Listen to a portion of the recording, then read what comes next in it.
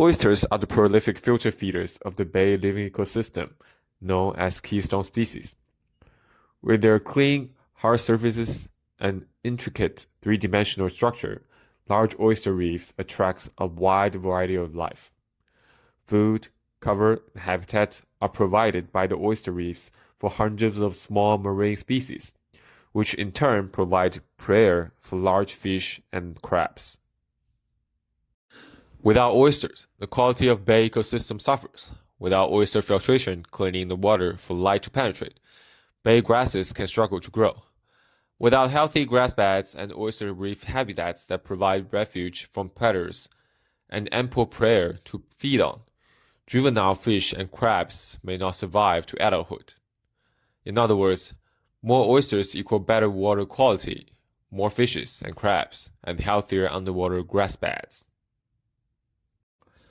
In recent years, oyster reefs have undergone major devastation caused by decades of overharvesting, pollution, and disease, requiring preservation to maintain ecological balance.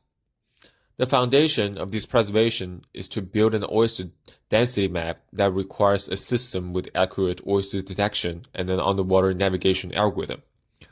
However, such system would require large datasets, obtaining which is an expensive and labor-intensive task in the underwater environment. Currently, there are no fully realistic underwater image datasets for oyster reef monitoring. Thus, we want to provide a new benchmark suit to the underwater community. To this end, we present a simulated environment to render images for oyster reefs that can be used to improve oyster reef monitoring. The simulated environment can be used to create fully realistic image datasets with multiple sensor data and ground truth locations of a remote operated vehicle. Our presentation is structured as follows. We'll first talk about some of the implementation details of the simulation suite. Then, we'll talk about some of the applications that are driven by the simulation that we proposed. We used 3D scanned models of the real oyster and put them into the simulation. The one on the left is the 3D scanned oyster model. The color is showing its different layers.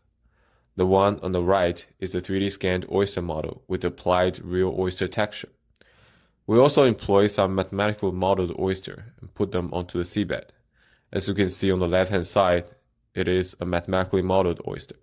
On the right-hand side, it is modeled oyster with applied texture. We'll go into a bit more detail about the mathematically modeled oyster in the later half of this presentation. Here, we show a snapshot of the blue ROV in the simulation. A real blue ROV model is used in the simulation. Two cameras have been attached to the rover. One of the cameras is looking at the seabed for oysters. The second camera is acting as the visual sensor, depth camera, and sonar sensor. The data obtained from the second camera can be used for autonomous navigation. There is also a third-person view camera that's being used to monitor the rover. Now we'll talk about the implementation of some of the sensors in the simulation. IMU measurements are generated using the ground truth position of the rover from our simulation environment. Furthermore, measurements, biases, and noise are augmented into the ground truth of the IMU measurements. The most deterministic term for the simulation of the sonar measurements is the velocity of the propagation. The velocity is not homogeneous when traveling with a body of water. The depth d, temperature T, and the salinity S are all important factors that determine the velocity C.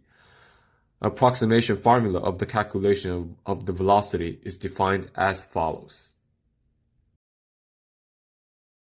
A crucial aspect of the underwater simulation environment is the scattering properties of the water volume, as this is the main distinction between an above water and underwater scene.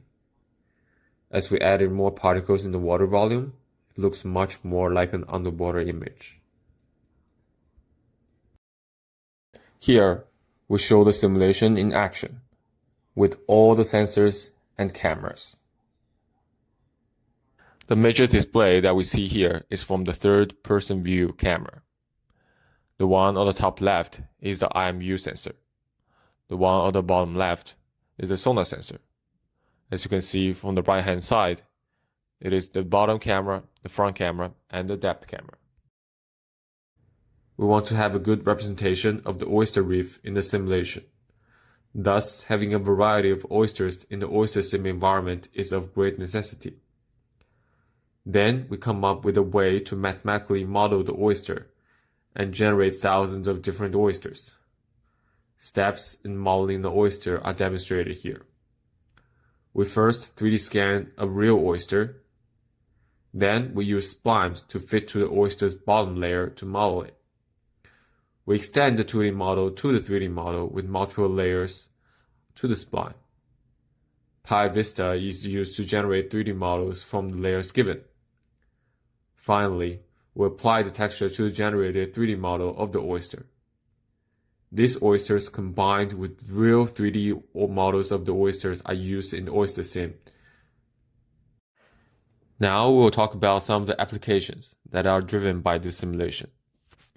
We collect some synthetic datasets for the oyster using the bottom camera. Utilizing our synthetic data along with real data for oyster detection, we obtain up to 35.1% boost in performance as compared to using only real data with our OysterNet network. Here are some of the detection results from OysterNet. Yellow represents oyster segmentation ground truth, and blue is the predicted segmentation result. We first display the result trained only with the real data. Then we display the results trained with real data augmented with synthetic data. When we trained OysterNet using real data augmented with synthetic data, false positives and false negatives dropped significantly. For details, you can check out the paper. To autonomously monitor the oyster reef with an underwater vehicle, a reliable localization and mapping capability is of vital importance. Particularly in the underwater environment, it is important to use the fusion of different sensor inputs, sonar and camera.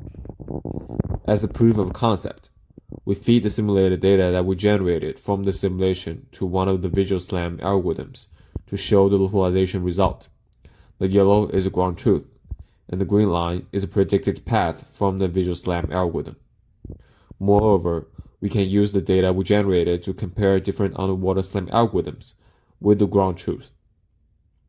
Also, a novel SLAM algorithm could be developed based on the data that we generated.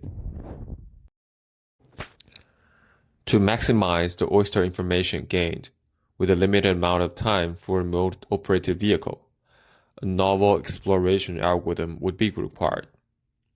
We are developing an algorithm that can mimic human controls for underwater oyster reef monitoring. Instead of collecting the dataset from the real oyster reef, OysterSim can be utilized to generate synthetic data that can be used for human control labeling.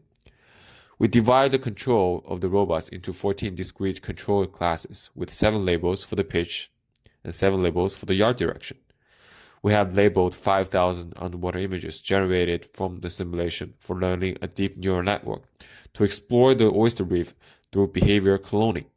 The result is currently under development. This simulation suite is not perfect. It is still under development.